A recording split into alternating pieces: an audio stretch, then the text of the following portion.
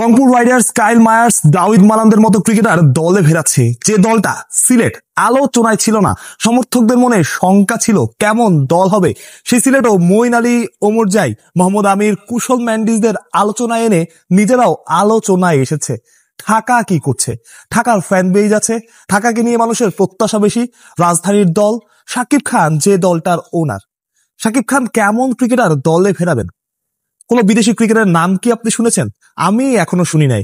Quinton de Kock, Jason Roy নিয়ে আলোচনা হয়েছে, সোশ্যাল মিডিয়া ভরে গেছে, তারা নাকি আসছেন। পরবর্তীতে আমরা খবর পেয়েছি তাদের থেকেই, এবং তারা তাদের মতামত, আমি জানি না তাদের সাথে আলোচনা হয়েছে কিনা, বাট তাদের মতামত যে এরকম কোন আলোচনা তাদের সাথে হয়নি এবং তারা আসছেন না বা এই টাইপ কোনো কথাবার্তা। জেসন রয় গতবার খেলেছিলেন, তিনি আসলেও আসতে পারতেন, আমরা ভেবেছিলাম যে হয়তো সত্য, কিন্তু যখন শুনেছি তখন আসলে হতাশ হয়েছি। কারণ এখন পর্যন্ত বোধহয় ঢাকায় একমাত্র ফ্র্যাঞ্চাইজি যারা অফিসিয়ালি কোন বিদেশি ক্রিকেটারের নাম অ্যানাউন্স করেনি। আমরা রাজশাহী থেকেও ক্রিকেটারদের নাম শুনতে পাচ্ছি, বিভিন্ন জায়গায় বিভিন্ন গুঞ্জন শুনতে পাচ্ছি, এমনকি চট্টগ্রাম তাদের থেকেও টুকটাক গুঞ্জন শুনতে পাচ্ছি। ঢাকা আসলে কি করছে? এখানে একটা ব্যাপার আছে। ঢাকা গতবার মুস্তাফিজুর রহমান, লিটন দাসের মতো দেশি ক্রিকেটারদের দলে ভিড়িয়ে বুঝিয়েছিল বা স্বপ্ন দেখিয়েছিল তারা ভালো একটা দল করতে, যে দলটা চ্যাম্পিয়ন ফাইট দেবে। কিন্তু ঢাকা হতাশ করছে কেন? মানসম্মত বিদেশি ক্রিকেটারের অভাবে। ঢাকায় নামিবিয়ার ক্রিকেটার খেলেছেন, ওয়েস্ট ইন্ডিজের ক্রিকেটার খেলেছেন, রান করা ক্রিকেটার এসেছেন, তারা পারফর্ম করতে পারেননি। ফলাফল ঢাকা খুব বাজে ভাবে ফেল করেছে। তবে ঢাকা এবার সেটা চাচ্ছে না। ঢাকা চাচ্ছে পূর্ণ মেয়াদে বা টুর্নামেন্টের 70-80% সময়ে, আমার মনে হয় এটা, যারা সার্ভিস দেবে বা বড় একটা সময় যারা সার্ভিস দিতে পারে এমন ক্রিকেটারকে দলে ফেরাতে, এমন বিদেশিকে। এখন আপনি সিলেটের কথা বলতে পারেন, মঈন আলী, আপনি বলতে পারেন মঈন আলী আসছে। মঈন আলী কবে আসছে? তবে তার আগে সিলেটকে একটা ক্রেডিট দিতে হয়, কারণ এই সময়ের মধ্যেও তারা অল্প সময়ের মধ্যেও মঈন আলী কিংবা ওমর জাইয়ের মতো ক্রিকেটের সাথে কথা বলেছে। পরবর্তীতে আসবেন কি আসবেন না সেটা পরের ব্যাপার, বাট কথা বলেছে এটা সত্য। কিন্তু যেটা বলছিলাম যে মঈন আলী আসলে কবে আসবে, প্রাথমিকভাবে আমরা যতটুকু জানতে পেরেছি মঈন আলী মাত্র 2 ম্যাচের জন্য চুক্তিবদ্ধ হয়েছেন। সেই 2 ম্যাচও কবে? বিপিএল শুরু হবে 19 তারিখ সম্ভাব্য সময়, এবং মঈন আলী আসবেন জানুয়ারির 4 তারিখের পরে, অর্থাৎ তার যে অন্য অ্যাসাইনমেন্ট আছে সেই অ্যাসাইনমেন্ট শেষ করে তবেই মঈন আলী আসবেন। প্রাথমিকভাবে 2টা ম্যাচ খেলার জন্য মাত্র সম্মত হয়েছেন। এখন ম্যাচ থাকবে কয়টা? 5 দলের খেলা, ডাবল লিগ হবে, 8টা করে ম্যাচ থাকবে, গ্রুপ পর্বে, তারপরে এলিমিনেটর, কোয়ালিফায়ার কিংবা ফাইনাল তো আছেই। সেখানে মঈন আলীর থেকে পাবে সিলেট মাত্র 2 ম্যাচে। ওমর জাইয়ের অবস্থাও তার অন্য একটা অ্যাসাইনমেন্ট আছে, সেটা শেষ করার প্রেক্ষিতে তিনি বাংলাদেশে আসবেন বা আসতে পারেন। ভালো খবর যেটা, যে তারা মোহাম্মদ আমিরকে ফুল সিজনের জন্য পেয়েছে, যতটুকু খবর। কিন্তু এখানে আসলে একটা ভয়ও কাজ করবে সিলেটের জন্য। ভয়টা কিরকম? গত আসরে রংপুর রাইডার্স হুট করে আলোচনায় চলে আসা বা হুট করে সবাইকে চমকে যাচ্ছে, টিম ডেভিডের মতো ক্রিকেটার নিয়ে এসেছিল, আন্দ্রু রাসেলের মতো ক্রিকেটার নিয়ে এসেছিল, কিন্তু তারা খেলতে পেরেছে মাত্র 1 ম্যাচ। দেশে আসার সাথে সাথে আধা ঘন্টা 40 মিনিটের মধ্যে তারা মাঠে নেমেছে এবং ব্যর্থ হয়েছে। সেই চাপটা কিন্তু সিলেটের দিকেও থাকবে। সেই চাপের মধ্যে শাকিব খানের দল পড়তে চাইছে না। এখন প্রশ্ন আসতে পারে আসলে প্লেয়ার সিলেকশনে শাকিব খান কতটুকু ইনভলভ, সেটা নিয়ে আমারও প্রশ্ন আসতে পারে, বা আমিও হয়তো জানি না যে কতটুকু তিনি ইনভলভ বা কতটুকু ইনভলভ তিনি থাকতে পারবেন। বাট শাকিব খানের ব্যক্তিগত পছন্দ তো কিছু আছেই। যেমন সাব্বির রহমান নিজেই বলেছেন যে শাকিব খান তাকে বলেছেন যতদিন ঢাকা ক্যাপিটালস থাকবে ততদিন তুমি থাকবে।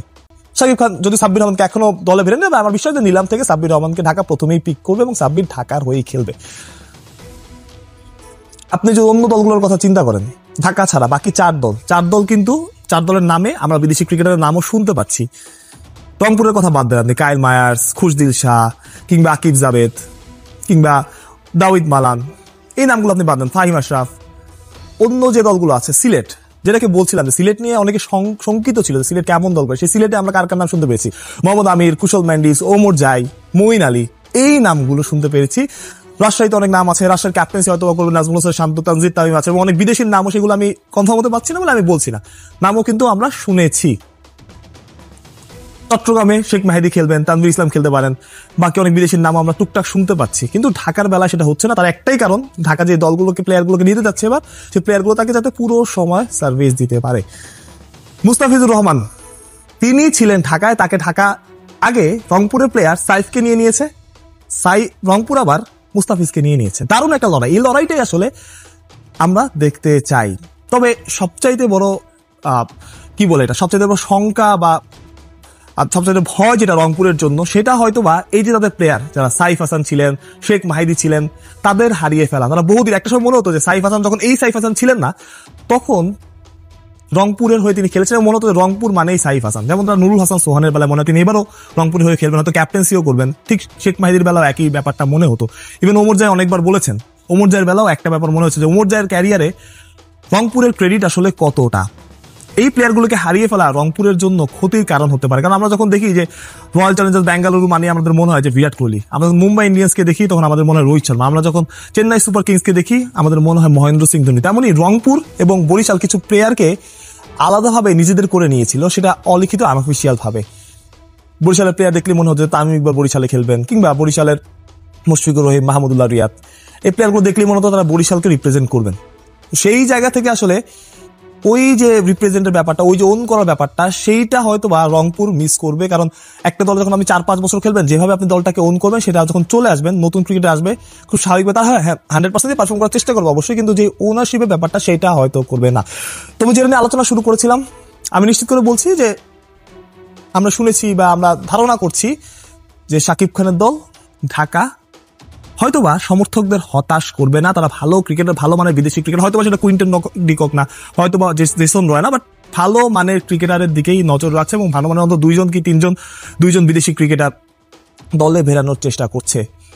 যে লড়াইটা আমরা দেখতে চাই। ফ্র্যাঞ্চাইজি ক্রিকেট তো ভাই এরকমই আসলে। ফ্র্যাঞ্চাইজি ক্রিকেট মানেই হচ্ছে যে আপনি টুর্নামেন্ট শুধু মাঠের খেলা হতে পারে, মাঠের বাইরে আপনার গ্ল্যামার, আপনার ক্রিকেটার শুধুমাত্র ক্রিকেটারদের পারফর্ম করার জন্য এরকম না। ক্রিকেট আপনি থাকলে আপনার দলের স্পন্সরশিপ বাড়বে, আপনার গ্ল্যামার বাড়বে। ঢাকাও আমার মনে হয় সেই কথাটা মাথায় রাখা উচিত, এবং যে হাইপটা রংপুর সিলেট তৈরি করেছে সেই জায়গাটাতে ঢাকারও তো অ্যাবিলিটি আছে, ঢাকারও জয়েন করা উচিত এবং দ্রুতই তাদের বিদেশি সাইনিংটা কমপ্লিট করে ফেলা উচিত এবং বিদেশি ক্রিকেটের নামটা ঘোষণা করা, সেটা আসলে দারুণ একটা লড়াই তৈরি হবে। ঢাকা তো আলাদা ফ্যান বেজ আছে, রংপুর আর বরিশালের যে লড়াইটা দেখতাম সেই জায়গায় এখন ঢাকা ঢুকে যেতে পারে, কারণ বরিশাল যেহেতু নাই। সো রংপুরের একটা প্রতিদ্বন্দ্বী তো থাকবেই সেখানে। শাকিব খানের ঢাকা, শাকিব খানের যে গ্ল্যামার, প্রচুর মানুষ গতবার আমরা দেখি শাকিব খানের জন্য খেলা দেখতে এসেছে, সেই গ্ল্যামারটাকে তো ঢাকা কাজে লাগে এবং দ্রুত কিছু প্লেয়ার, বড় প্লেয়ার, যেটা আসলে বিপিএল এর গ্ল্যামারই বানাবে। মানুষ আসলে সেটাই দেখতে চায়, যেটা রংপুর করছে, যেটা সিলেট করছে, হয়তোবা অন্যরাও করার চেষ্টা করছে, ঢাকাও করছে। বাহরুজ প্রত্যয়, বিডি ক্রিক টাইম।